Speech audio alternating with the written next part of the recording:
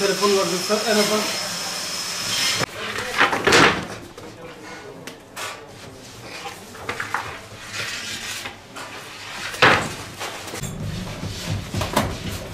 Yes.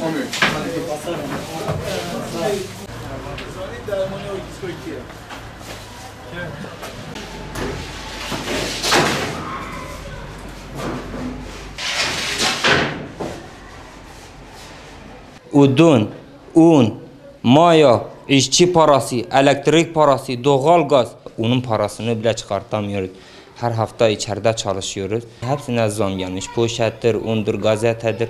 Yani inan hiç çalıştıramıyoruz yani fırını. Yani kapatmayı bile daha düşündük. Zamlara yetişemiyoruz abi. Abi bu zamlar hızlı tren gibi olmuş. Un fabrikalarına yetiştiremiyoruz. Yani çalışıyoruz, bütün birikimini haftaya onlara veriyoruz. Bir de memnun da etmiyoruz, diyor az veriyorsunuz diye. Parasını çıkartamıyoruz. Unumuz bittiğimizde adamın parasını hepsini bitirmemiş oluyoruz. Çünkü çıkartmıyoruz, zarar ediyoruz. Zam yapmak istemiyoruz. Önümüzde Ramazan geldi. Zaten fakir var, fukara var. Biz de istemiyoruz zam yapacağız. Zama karşıyız.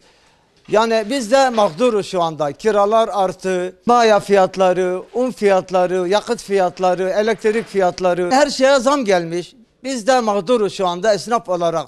Biz değil, bütün esnaflar mağdurdur.